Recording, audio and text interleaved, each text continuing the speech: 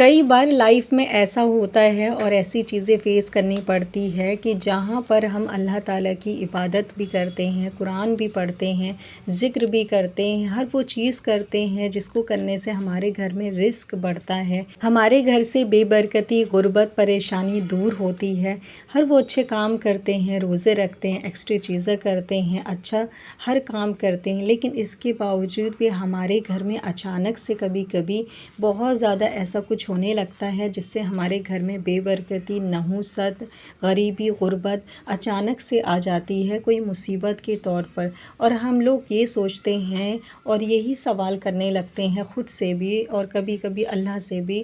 کہ آخر ایسی کون سی غلطی ہو گئی، ایسی کون سا گناہ ہو گیا، ایسے کون سا مطلب کہ چیز ہم سے ہو رہی ہے جو کہ ہمیں پتہ نہیں چل رہا ہے، جس کی وجہ سے ہمارے گھر کی جو پریشانی ہے وہ بڑھتی جا رہی ہے، ختم نہیں ہو رہی ہے، ہمارے گھر میں غریبی آ گئی ہے، غربت آ گئی ہے، پریشانی آ رہی ہے، لیکن یہ چیزیں ختم نہیں ہو رہی۔ ہم تو عبادت بھی کر رہے ہیں، سب کچھ کر رہے ہیں، لیکن کیوں نہیں مسئلہ حل ہو رہا ہے؟ یہ سوال میری بہت ساری بہنوں کا ہے، کیونکہ بہت ساری بہنیں اسی چیز میں پھنسی ہوئی ہیں اور بہت سارے لوگ نکل بھی نہیں پاتے، کیونکہ دیکھو جب تک ہمیں یہ چیز نہیں پتہ چلے گا کہ ہماری غلطی کیا ہے تب تک ہم اس چیز سے نہیں نکل پائیں گے، کیونکہ اگر ہمیں پتہ چل جائے ہماری کیا غلطی ہے نا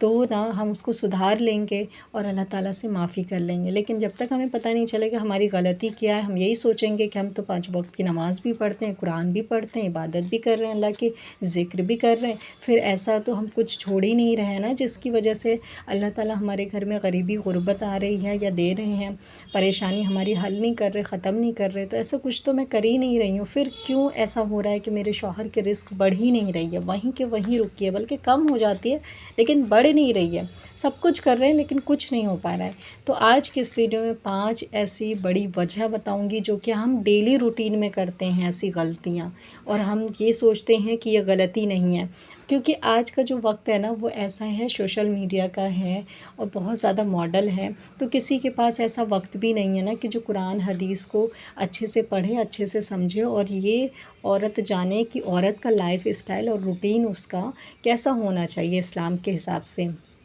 کیا کیا چیز وہ اپنے روٹین میں شامل کرے گی جس سے کہ برکت ہوگا، اور کیا چیز وہ اپنے روٹین میں شامل کر لے گی جس سے کہ بے برکتی ہوتی ہے، غریبی، غربت آتی ہے۔ یہ چیز کے بارے میں ہمیں نہیں معلوم ہے آج کے ٹائم پہ، کیونکہ ہمیں جو ہے نہ تو پڑھایا گیا ہے، نہیں بتایا گیا ہے کچھ، اور نہ ہی ہمیں اس چیز کے بارے میں علم ہے، اور نہ ہی ہمارے پاس اب وقت ہے جو کہ ہم خود سے اس چیز کو جانیں، یہ بھی وقت نہیں ہے۔ اسی لیے ہم جو یہ چھوٹی چھوٹی جو روٹین میں کرنے والی جو غلطیاں ہیں نا، اسے غلطی نہیں سمجھتے ہیں اور ہم کرتے ہی رہتے ہیں۔ تو چلیے آج کی اس ویڈیو میں 5 وہ غلطیاں میں بتاؤں گی جسے ہمیں نہیں کرنا ہے اپنے ڈیلی روٹین میں، جس کا اثر جو ہے ہمارے گھر کی برکت پہ پڑتا ہے، ہمارے گھر کے رزق پہ پڑتا ہے۔ ہم 5 وقت کی نماز پڑھ لیں، قرآن پڑھ لیں، اللہ تعالیٰ کی عبادت کر لیں، لیکن پھر بھی اس کے باوجود بھی ہمارے گھر سے بے برکتی، غربت، نحوست دور نہیں ہوتی ہے۔ سب سے پہلا پوائنٹ ہے کہ اگر آپ زیادہ دیر تک گھر میں ناپاک رہتی ہیں اور جلدی نہانے کی کوشش نہیں کرتی، پاک نہیں ہوتی ہیں، تو اس کی وجہ سے بہت تیزی سے ہمارے گھر کی جو برکت ختم ہوتی ہے۔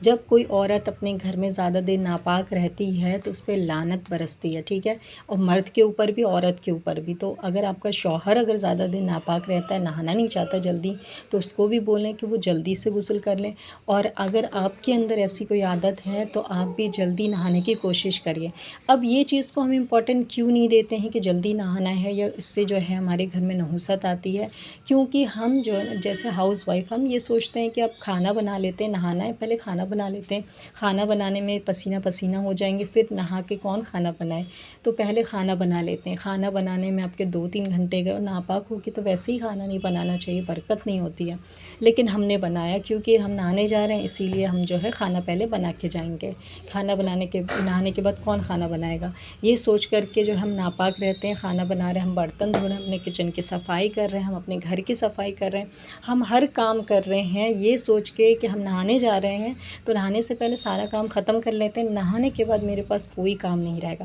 لیکن ہم اس حدیث کو تو بھول ہی گئے کہ ناپاک ہو کر کے آپ کو جو ہے جب کوئی کام آپ کرتے ہیں، کھانا بناتے ہیں تو رزق میں برکت نہیں ہوتی ہے، آپ اپنے گھر کے کام کرتے ہیں اس میں برکت نہیں ہوتی ہے، تو پہلے ہمیں کوشش کرنی چاہیے کہ پہلے ہم غسل کر لیں، پاک ہو جائیں، پھر اس کے بعد جو ہے نا ہم अपने घर का काम करें, खाना बनाना और बाकी काम करें। अब बात आती है डीप क्लीनिंग की।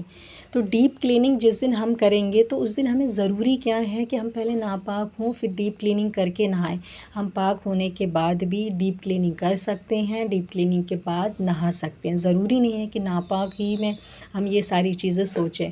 तो इस तरह से ना हम जो है अपने घर के काम को ज़्यादा इम्पोर्टेंट देते हैं और जो हमें पाक होने को कहा गया है उसमें इम्पोर्टेंट नहीं देते, और फिर हम जो है नहाते नहीं हैं। अच्छा, एक वीडियो मैंने अभी शेयर करी थी जिसमें मैंने ये कहा था कि औरतों को सबसे पहले गुस्ल कर लेना चाहिए सुबह उठने के बाद। शायद मैंने कोई वीडियोज़ बनाई थी, उस पर एक बहन ने कॉमेंट किया था कि सिस्टर आपका टॉपिक तो अच्छा है, पॉइंट अच्छा है, लेकिन नहाने के बाद जब हम काम करेंगे ना फिर दोबारा गंदे हो जाएंगे। तो दोबारा अगर आप गंदे हो जाते हैं तो आप पैर हाथ धो के कपड़े भी चेंज कर सकते हैं या दोबारा नहा भी सकते हैं। आप पाक तो रहेंगे ना, मतलब कि आप नापाक में तो काम नहीं करें। तो मेन पॉइंट ये है कि आप पाक हो करके अपने घर का काम करिए, चाहे दोबारा नहाने पड़े तो दोबारा नहा लो, नापाक हो के मत करिए। मेन ये कहा गया है हमें, क्योंकि नापाक हो के घर के काम करने से बरकत ख़त्म होती है, बेबरकती, गुर्बत, नहुसत आती है। चाहे आप कितना नमाज भी पढ़ लें फिर भी ये आपने नहीं अगर ये रूटीन चेंज किया ना तो ये मसले जो आपके घर के ये ख़त्म नहीं होते। दूसरा पॉइंट है नेगेटिविटी यानी कि थॉट। देखो, नेगेटिविटी थॉट जो है ना आजकल ये आम हो चुका है। हमें तो यही लगता है कि हम तो बस किसी के बारे में ऐसे ही सोच रहे हैं, लेकिन किसी के बारे में भी बुरा गुमान करना, सोचना, थिंकिंग थॉट करना, ये जो है मना किया गया इस्लाम में। ये अच्छी आदत नहीं है, ये इंसान को खोखला भी धीरे धीरे कर देती है। तो नेगेटिव थॉट जो है ना आपके, इसको रिमूव करिए। कोशिश करिए कि अच्छी अच्छी चीज़ें सोचें, क्योंकि इससे भी ना बहुत ज़्यादा असर पड़ता है आप पे, आपके घर के ऊपर। तीसरा पॉइंट है कि रिश्तेदारों से जो है आपको कोई रिश्ता नहीं रखना, उनकी बुराई करना और उनसे लड़ाई झगड़े में हमेशा करते रहना। जैसे कि बहुत सारे लोग जॉइंट फैमिली में रहते हैं और दो भाइयों के बीच अगर कोई बात हो गई है तो बहुत सारी जो औरतें ये सोचती हैं कि उनसे कभी भी मतलब कि बात नहीं हो, मेरे शौहर जो अपने भाई से कभी बात ना करें, अपने भाभी से ना करें, अपने माँ बाप से ना करें। तो इस तरह से जब आप रिश्तेदारी से दूरी बना लेते हैं, रिश्तों को तोड़ने की कोशिश करते हैं, रिश्तों में आप नहीं रहना चाहते हैं, तो ये इसका असर आपके घर पे पड़ता है। इसलिए क्योंकि देखो, इस्लाम में रिश्तों को निभाने के लिए बोला गया, उससे तोड़ने नहीं बोला गया। और किसी बेटे को भी उसके माँ बाप से अलग करना और उसके भाई से अलग करना, ये मतलब अच्छी चीज़ें नहीं है, जो कि किसी भी औरत को नहीं करनी चाहिए।